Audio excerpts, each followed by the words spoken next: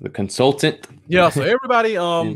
was kind of up in the air and seeing that we hired Ben McAdoo, former offensive coordinator and head coach for the New York Giants. He's been hired as a consultant for the Cowboys. And I've seen everybody making comments about the whole nepotism thing and what is he really going to do. And first of all, every team has nepotism.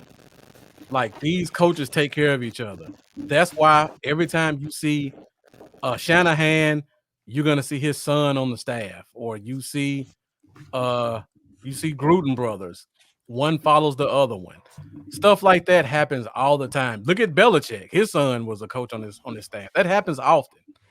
But for this one in particular, there's a rule in the collective bargaining agreement that nobody's talked about, and I'm still surprised by this.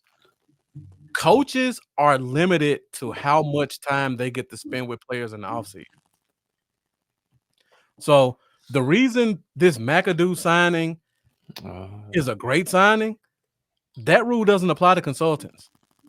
Okay. Now, you guys look at Ben DiNucci, the pet cat of Mike McCarthy last year. He looked awful when he got a chance to play. And then you look at Gary Gilbert, which everybody loves, but he could still use some refining because he's still a relatively young guy in the league. You bring in a guy like Ben McAdoo. He's a former OC quarterback coach for Mike McCarthy. He can go and work with these guys in the offseason when the OC and the quarterback coach can't. So that's the significance of this hire. It's not him just trying to give his friend a job because he needs a job. It's him trying to work with his quarterbacks outside of the team in a way that's kind of been in the rules. He's putting a guy that he trusts to teach the quarterbacks the way he wants them to be taught. And I think it's a great thing. Yeah, that's very smart.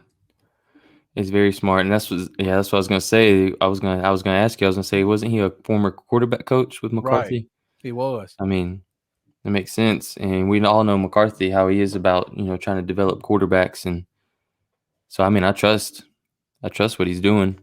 Yeah. And you look at it this way. And DJ Dog asked about McAdoo counting against our salary cap. Coaches don't count against the salary cap.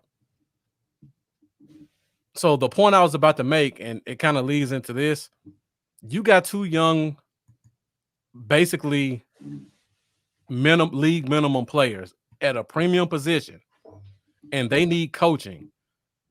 You don't expect them to be able to go out and hire a guy like Ben McAdoo themselves to help train them in the offseason. Like you see Zeke with the trainer, and you see CD working with the trainer, and Diggs and all those guys. These young guys don't have the money for that. So this is smart for a guy like McCarthy to get the team to pay for a consultant who can basically go and train these guys in the offseason.